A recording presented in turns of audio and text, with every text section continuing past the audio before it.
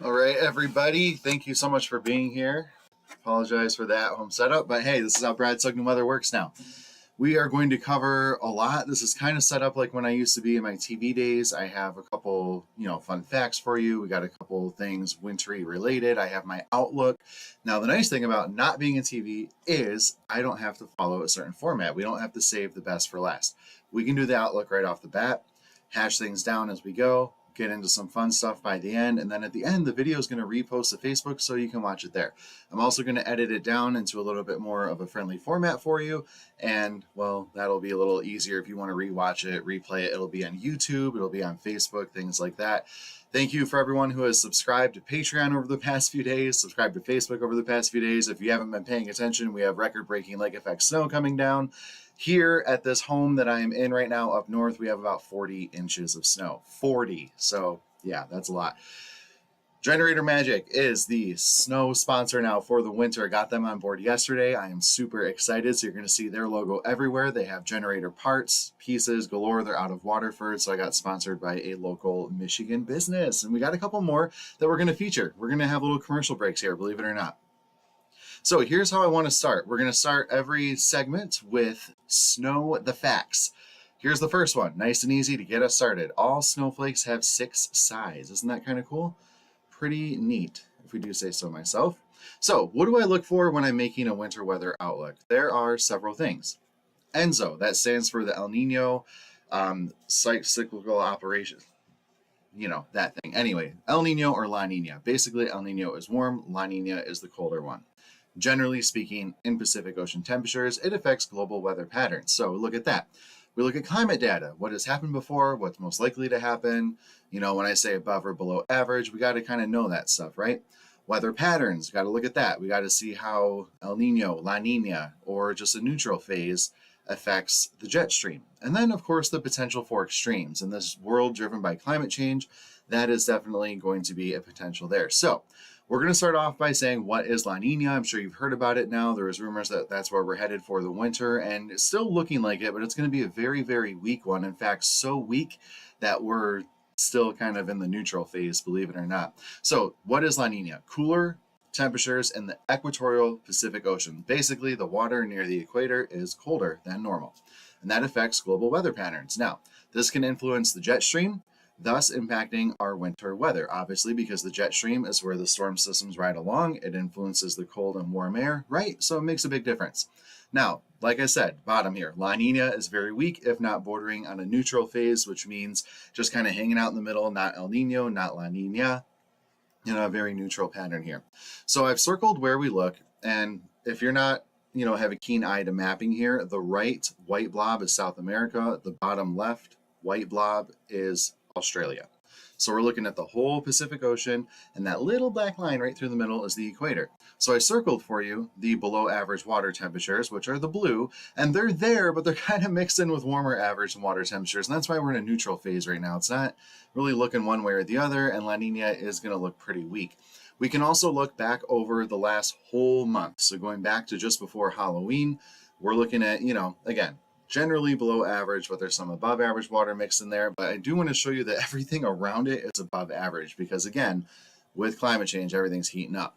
So then we look back in data, right? Just like I told you before, we got to see like, okay, this is what, typically happens with La Nina, but what about here in Michigan? So these are the phases I was looking for some weak La Ninas. Of course, we had what we called the triple dip, which was 3 La Ninas in a row from 2020 through early 2023. Some of those are a little bit on the stronger side when you get towards the minus 1.1 scale, things like that. But the weaker ones, minus 0.5 to 0.7, that's where I'm looking. So I did look back at those years, 2012 and 2018. Now, they were pretty warm. I'm sure you remember 2012, right? March was like 85 degrees the whole time. So La Nina doesn't necessarily mean it's going to be cold here. Also, at the bottom of this graph, it looks a little confusing, but blue is La Nina, the neutral pattern is gray, and El Nino is red because it's typically warmer. And then we have the months. Now, this goes in 3-month increments. So when you see OND, October, November, December. Then you have November, December, January, December, January, February, on and on and on. But notice how this goes by. La Nina, even though it's weak, is going to weaken and we're going to swing back into a neutral phase. So I'm not really looking for La Nina to have a huge influence on our weather pattern this winter. Typically, this is what you can see. The jet stream rides up towards Alaska, makes a dive down the middle part of the country, and starts kind of riding back up the East Coast there a little bit. Puts us on the storm track, puts us on the general colder side of things, but that's in a typical year. And this isn't taking into account that the oceans are super warm because, again, of climate change coming through. So let's start off with the National Weather Service outlook here. This is from the Climate Prediction Center, CPC. So the National Weather Service, seasonal temperature outlook for December, January, February. Remember, meteorological winter is December, January, February. Today is the first day of meteorological winter for us. So, hey, right? Congratulations there. But notice how this kind of follows that pattern I was telling you about. We got warm on the East Coast, cooler back to the Northwest. And then if you kind of keep in track how storms work in your mind, what do storms do? They bring warm air ahead of them and cold air behind. So being in the equal chances area, that leads me to believe that we are going to be closer to the storm track. And oh, there you go. Above average precip is the way we're leaning. Now, this isn't a slam dunk. This isn't going to say, hey, this is for sure going to happen. If you can read that tiny print at the bottom under Louisiana and Texas, it's about a 40 to 50% chance. So it's all percent chances. Nothing is actually guaranteed. Here's something I want to show you, though, for some different areas. Now, this is a little hard to read, I will say. But we're going to look for the black and the red lines. Notice there's a very small gap. I mean, they're almost touching, right?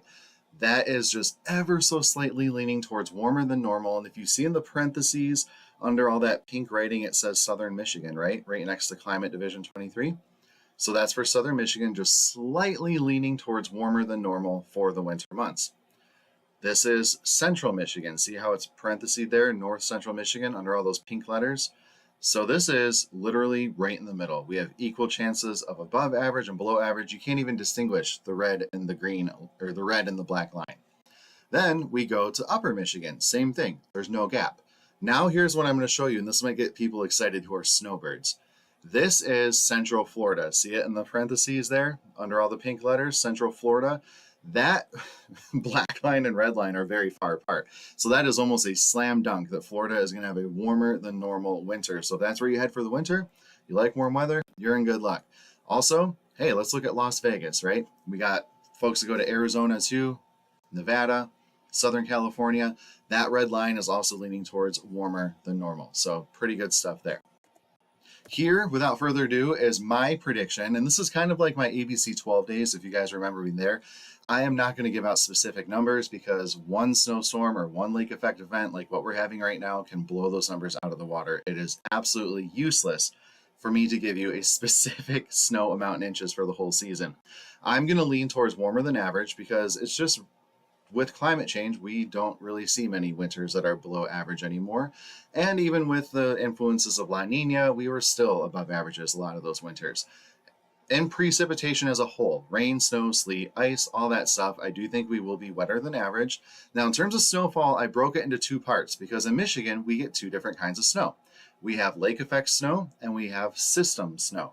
Lake effect snow, I think, is overall going to be less. And I know that is really, really controversial, me saying that right now, as we just got a fresh 40 inches of snow outside for some of us.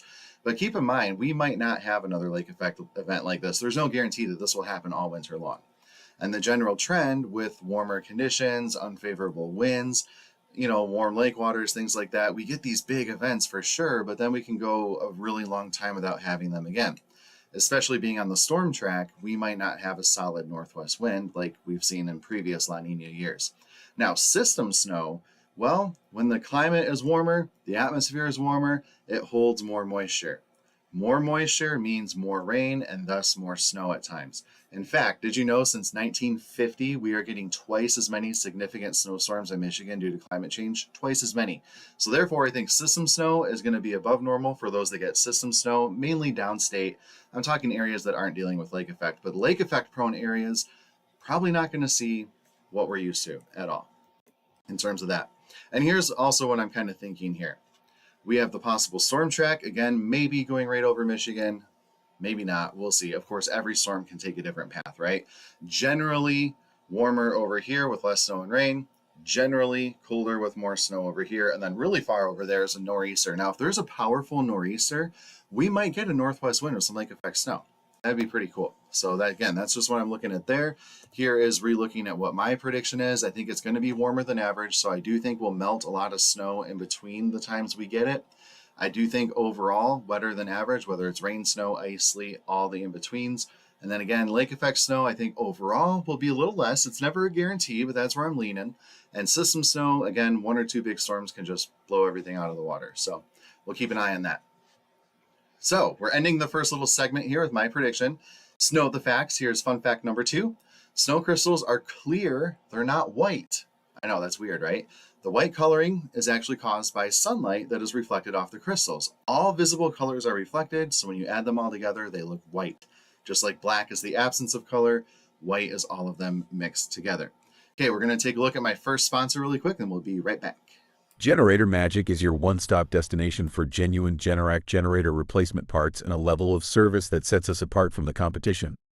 We are proud to be a unique presence in the generator replacement part space, offering an unparalleled commitment to authenticity, efficiency, and affordability.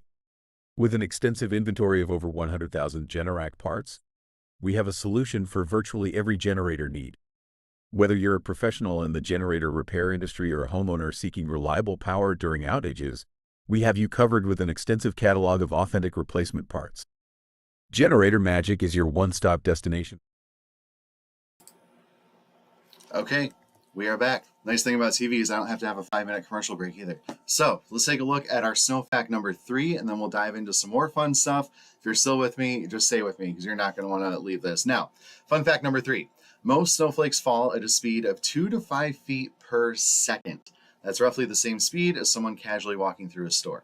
Not the person that you're stuck behind hogging the whole aisle of Meijer, but a normal person walking through a store. So there you go, 2 to 5 feet per second.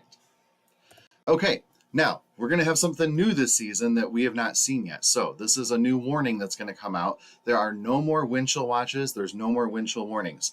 Wind chill is still a thing. The temperature that your skin feels when the wind is out and it's cold, that is still a thing. But to simplify warning people about it, the National Weather Service has decided no more wind chill watches or warnings. We're just going to call it what it is. Cold. That's it. I mean, I'm not even kidding. Cold. So here we go. This is what we have to deal with, whether it's going to be minus 30 degrees with no wind or minus 20 degrees with a 50-mile-per-hour wind. It's all just going to be cold. We're going to have extreme cold watches and extreme cold warnings. Right? Same thing as a wind chill watch or warning. It's just going to be called an extreme cold warning because, again, at the end of the day, it's just going to be cold. So, again, whether it's the wind chill or the air temperature, extremely cold is dangerous. Take it very seriously. Frostbite's dangerous. I will still show you the wind chill. I will still show you how long it takes to get frostbite, but just know that there's no more wind chill watches and warnings. You're going to see something pop up on your phone called an extreme cold warning or an extreme cold watch. Now, we still have everything else, right? We have blizzard warnings, winter storm warnings, winter weather advisories. We have some of those in effect right now. So you should be familiar with what a winter weather advisory is and a winter storm warning. Winter weather advisories are generally that purple color put out by the National Weather Service. This is what it sounds like. It's an advisory. It's saying, hey, there's going to be snow out there. Caution, take it slow. You know, it is what it is. Winter storm warning is saying, hey, like this is actually serious this time. So warning, warning.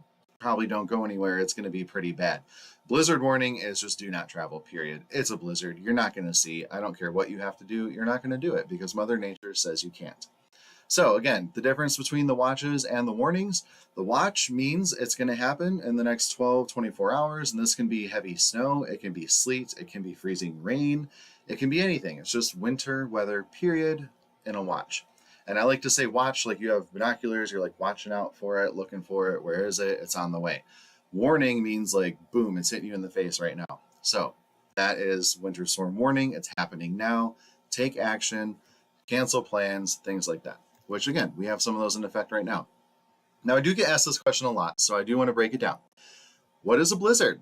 Well, that's blowing snow. We have to have 35-mile-per-hour winds or higher and less than a quarter-mile visibility. And here's the kicker. It has to be for 3 hours or more. So there's a difference when I say there could be blizzard conditions or it's an actual blizzard. Blizzard conditions means, okay, things might be really bad for like 30 minutes or an hour. not for 3 hours, so it's not officially a blizzard. Now, for you at home, you look outside and it's snowing, you can't see anything, you're like, whatever, it's a blizzard. But for us, the meteorologists, we're not going to call it a blizzard unless it lasts for more than 3 hours. So if you're ever wondering, like, hey, this is really bad, why aren't they just calling it a blizzard? That's why. There's a bunch of criteria. We have to have criteria. Otherwise, record keeping and bookkeeping would be all over the place, and what everyone thinks it is like would just cause chaos. So, again, wind chills explained here a little bit. The science of a wind chill when we have those cold weather warnings coming through. Obviously, your body kind of warms up the air around it, right? Then, when the wind blows that warm air that you created away, you feel the actual like 0 degrees on your body, and your body struggles to keep up. It wants to make that insulated bubble of warm air around you, and it's going to keep doing it. Like if you take off your hat, you have that steam rising up. Boom. What happens when that steam is gone, though? The wind blows it, it feels super cold, right? So, therefore, that's why wind chills are dangerous and they can lead to some hypothermia. Dressing for the cold weather, obviously, I don't think I have to tell you guys how to dress, especially if you're in Michigan, you should probably know, but we have new people all the time. And, for the extreme cold, you just want to cover as much of your skin as possible. I mean, like, ski mask, hat, gloves, everything. Tuck the gloves into your jacket, put your snow pants over the boots kind of thing. So we're not going to spend a lot of time on that, but it's there. Huge one though, don't forget your pets. Your pets are not immune to cold because they have fur, especially if they live inside with you. They're used to it being 65 to 70 degrees like year round. Don't forget about them. Keep them warm, keep them dry. They need to be hydrated. They need plenty of food, just like you do in the wintertime. And of course, bundle them up. Give them some shelter if they're outside. I know some breeds are hardier than others, so don't come at me here if you have a big fluffy husky or something. I get it, but generally speaking, there are pets that cannot handle it. Now, we're gonna just kind of going through some stuff here. Winter storm planning timeline. I get asked this a lot as well.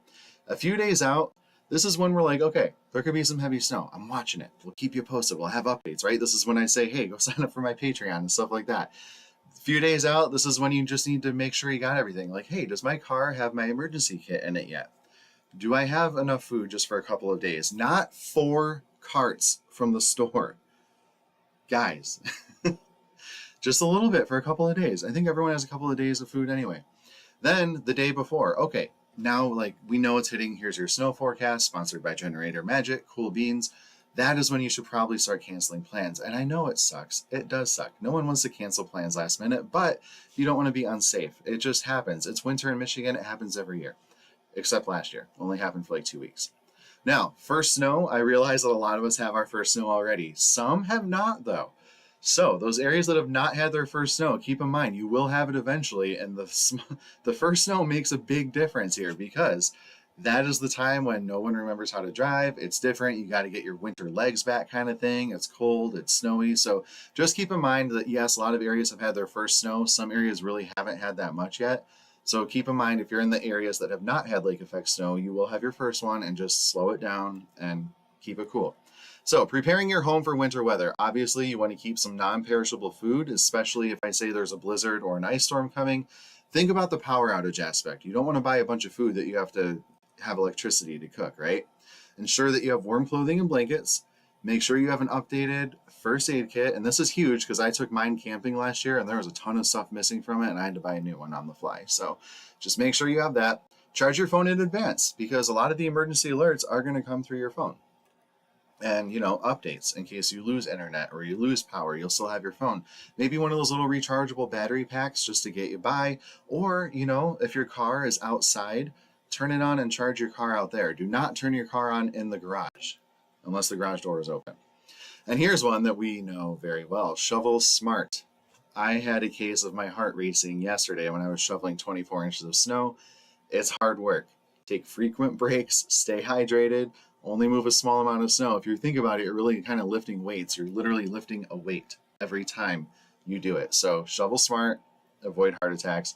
And then, of course, remove snow from the roof of your car because nothing is as cool as being behind someone and 12 inches of snow flies off the roof and you can't see. So please shovel off your roof as well.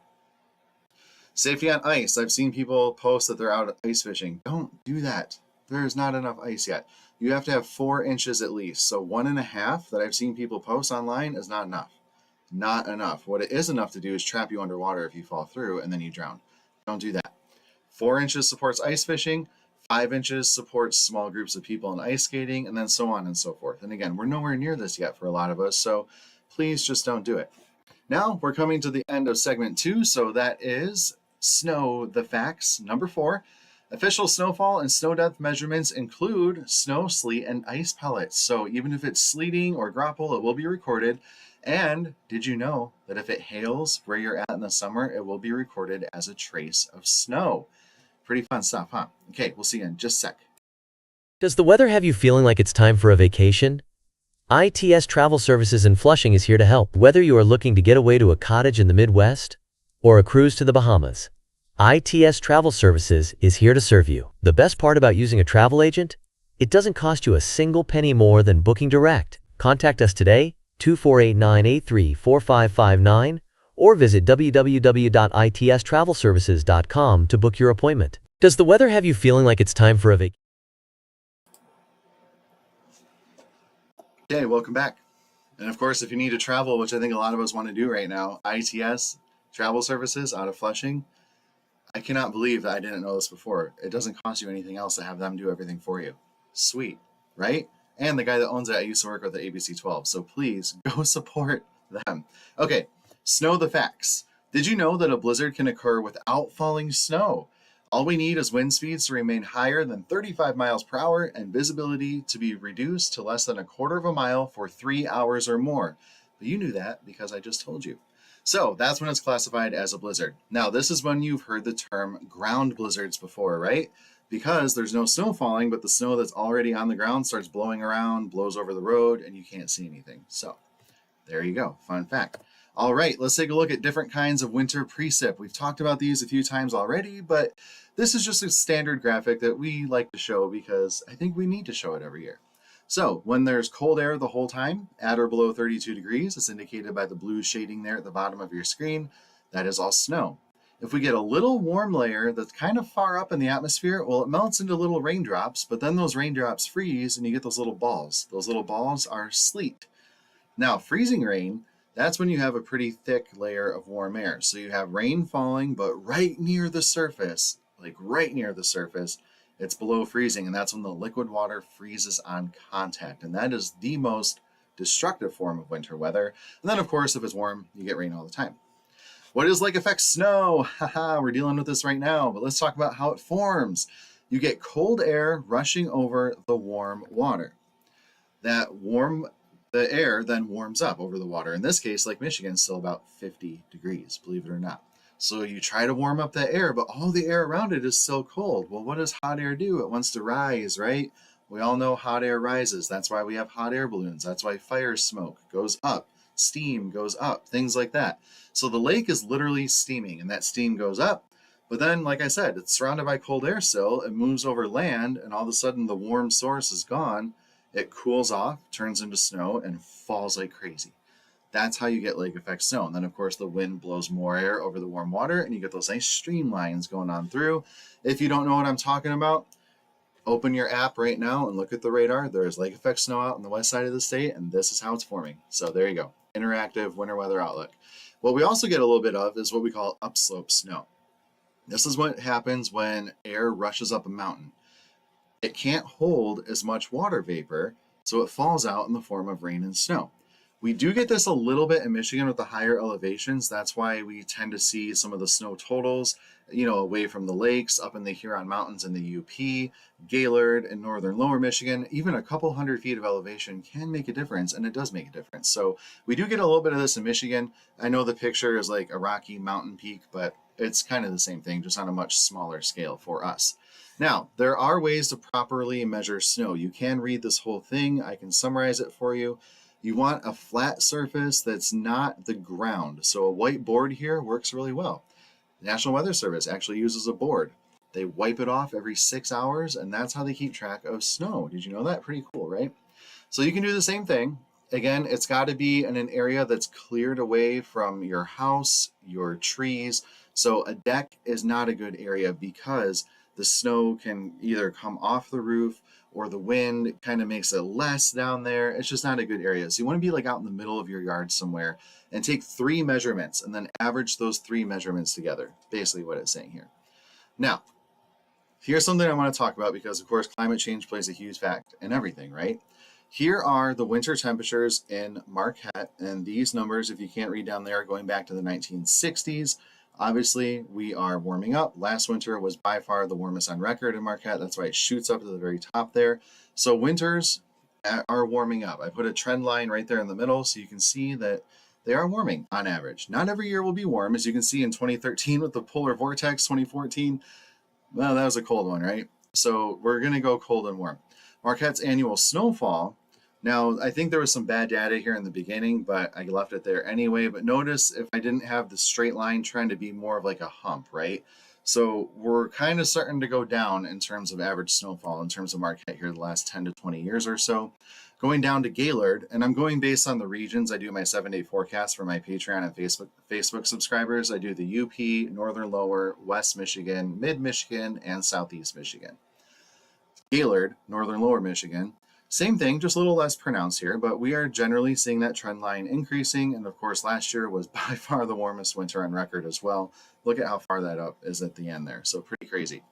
Average snowfall in Gaylord, same thing. We kind of have that arch, rounded hump trend thing going on here. So it's just going to be hit or miss for the next couple of years, but do know that it is kind of trending down a little bit. Further south, Grand Rapids. A little more of an influence from the lake here, right? With the winds coming off the water. Notice we are slightly seeing a warming trend as well, especially the last couple of years there. Snowfall all over the place. Here, I would say we're kind of doing that arc thing as well, but what you notice is it's like just boom or bust, right? It's feast or famine. You get a lot or you don't. And that's due to lake effect areas, right? So the years that we don't have lake effect, much lower. Years that we do, much higher. Take a look at Flint, rising. Look at the last 10 years alone. Definitely a rising trend there, but also very sporadic. And climate change does mean that. It means more extremes, up or down, either way. Now, Flint's annual snowfall, well, we had some bumper years there, and then, of course, it was way down, especially last year when we barely had a winter. So it's just going to vary a lot, but like I said, with these areas that get system snow, lake effect snow as well, one or two events can really kind of just make or break it. So I think from here on out, snowfall in Michigan going forward is going to be feast or famine.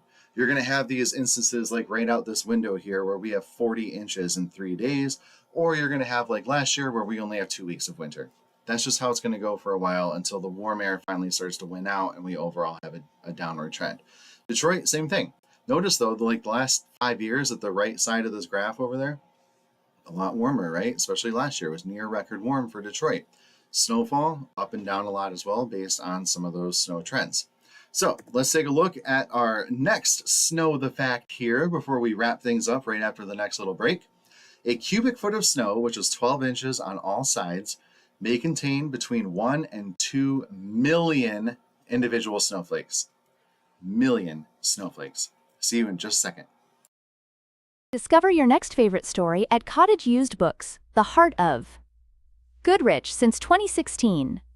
Our cozy bookstore offers a carefully curated collection of gently used books, perfect for every reader, at prices you'll love. We even have gently used jigsaw puzzles. Join us for all your reading needs, book clubs, and a warm, welcoming space where the magic of reading comes to life. Discover your next favorite story at Cottage Used Books, the heart of. Okay, welcome back. And of course, check out Cottage Used Books and Goodrich. Awesome place. So I have Goodrich, Waterford, and Flushing. Southeast Michigan is doing well for me so far. I just got to get a few more regions in on this. But anyway, let's go back to the topic at hand here. Snow the facts. Here we go. Number 7. One of the worst blizzards in Michigan history raged through January 26 and 27, 1978. Snow totals were a whopping 30 inches in Muskegon, over 19 inches in Lansing, and over 19 inches in Grand Rapids.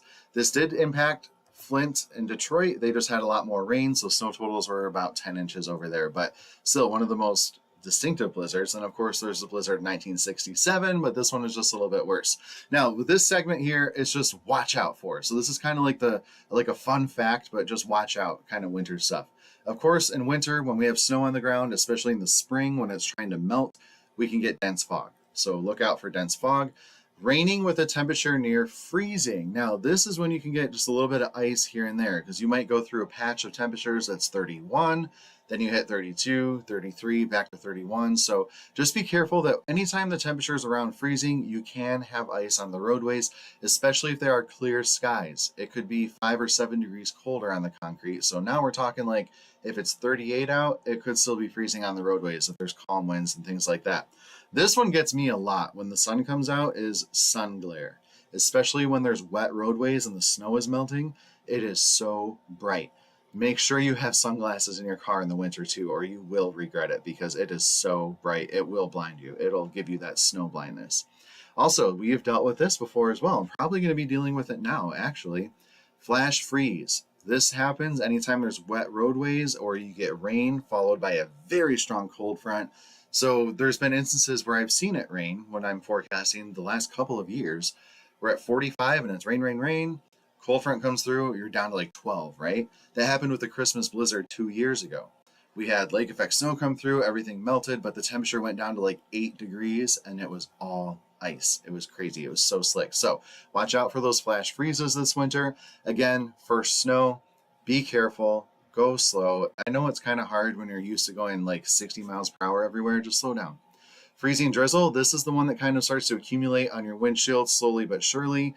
Very dangerous, very slippery out there as well. And snow squalls. Now, these are lake effect bands essentially that drift into areas where they're kind of uncommon. This is, I mean, I've seen snow squall warnings issued for the Detroit Metro before, also areas out towards the east. And this is a newer warning as well. Maybe I should have put it up there. It's a few years old now, but they can't issue a snow squall warning for every lake effect band on the west side of the state, even though that's what they are, because you would just be issuing snow squall warnings until the end of time, and it's a waste of time. But in areas that aren't used to it, Detroit, Flint, maybe Saginaw, and then, out of the state of Michigan, those will be issued. So snow squalls are intense bursts of snow. As you can see in the photo here, they have led to pileups before. So just keep in mind that if you see that come through on your phone, it basically means you're in store for a brief whiteout coming your way. Ice storms. We've had some of these, especially down in Hillsdale about 2 years ago. Trim weak branches around your home. Don't leave the vehicle wipers raised. Believe it or not, it can cause some damage to it. Have a week's worth of food and prescriptions if we're forecasting an ice storm. If we're forecasting an ice storm. I will tell you to do all this. So that's the end of this. So let's recap what I'm actually going to do here for you with the winter outlook. This is what I'm looking for. ENSO, which basically means El Nino or La Nina. What's the global pattern doing? I look at climate data, what has happened before, what will happen again. I did use climate data when I made the lake effect snow forecast. I didn't realize how high I went compared to some other people, but now I'm glad I did. Because there have been lake effect snow events where we've gotten 3, 4, 5 feet of snow. The Great Lakes were record warm. You need a 23-degree difference between the water and the air temperature for lake effect snow. We have like a 40-degree difference. Historical data, again, I've seen lake effect snow happen like this before. The potential for extremes, again, the potential for extremes is there when everything's record breaking. So just stuff that you look at. I rehashed the last couple of years La Nina. I'm looking at what La Nina is doing. It's not very strong, so it's not going to have much of an influence. Looking at the ocean waters, as you can tell there's a little bit of blue, and with La Nina, we're looking for blue. La Nina is the cold one. There's not much there, and all the water around it is orange and red, which is above average, because again, the climate is warming, the planet is warming, so we're kind of in uncharted territory with that regard. This is what we typically look for with La Nina. I'm looking to be on the storm track here, so that means warmer for some, cooler for others, but again, the storm track can wobble, so I think we're generally on pace with the National Weather Service forecast here. But again, here's what I'm looking for. Generally for the state of Michigan, and then again, this is just kind of washing the whole state of Michigan together. There will be differences depending on where you're at. Warmer than average overall. Overall, more precip than normal. Lake effect snow, I do think, despite what's going on now, we will overall have less in certain areas. And system snow, it only takes a couple good ones to get above average, especially downstate. So I think overall, system snow is going to be a little bit higher. And again, there's nuances to this. It's hard to pinpoint every region we have in Michigan. There's so many, but that is generally what I'm looking at there. So at the end here, this is our last Snow the Facts. The White Hurricane of 1913 was the worst storm ever on the Great Lakes with little warning because it was 1913. 90-mile-per-hour winds, 35-foot waves on the Great Lakes, which caused 19 shipwrecks. 19 more ships were stranded or run aground. 250 people were killed. 1 to 2 feet of snow with 4 to 6 foot drifts. Absolutely crazy conditions back then. So, with that, thank you to my sponsors. We have Generator Magic, who is your official snow sponsor now for the rest of the season. ITS Travel Services in the bottom right there. Remember, they do all the work for you with no extra charge, so you can have a fun vacation. Cottage Used Books, great bookstore in Goodrich. And the L in the top left corner is the Lovely Designer on Etsy. That is my sister-in-law, and she has some great stuff on there. She does all the artwork herself. And now I will look for questions, comments, or concerns. And don't forget, sign up for my Patreon. That's where I do extended outlooks and snow stuff, and I post things I generally wouldn't post on Facebook because they can go viral for the wrong reasons. But it's just fun to track snow and stuff on there, so you can sign up. The last one here is called F This Forecast. I'll let your imagination work with that one. It's fun. It's weather. We talk like adults and sailors in it. Good time. Super cheap. Look it up. And yeah, I'm going to go look for some comments, questions, or concerns, and I hope you all enjoyed it. Let me know how you like this. Maybe I'll do it again. If no one liked it, maybe I won't. We'll see. Hello, everyone. Hello to Joseph Pratt, Larry Block. Just some J's here and there. Otherwise, I think we're doing pretty good. Okay, so the fun part about this is the video is going to repost as soon as I end it, and you can watch it, but I'm also going to chop this up and redo it and do a much more friendly YouTube TV show format. It'll be on my Facebook under Facebook Watch as well. So Facebook and YouTube will have the full winter weather special. Thanks for tuning in. I really appreciate it. Thank you to all my sponsors. I hope you got some good information out of it. And hey, let's get through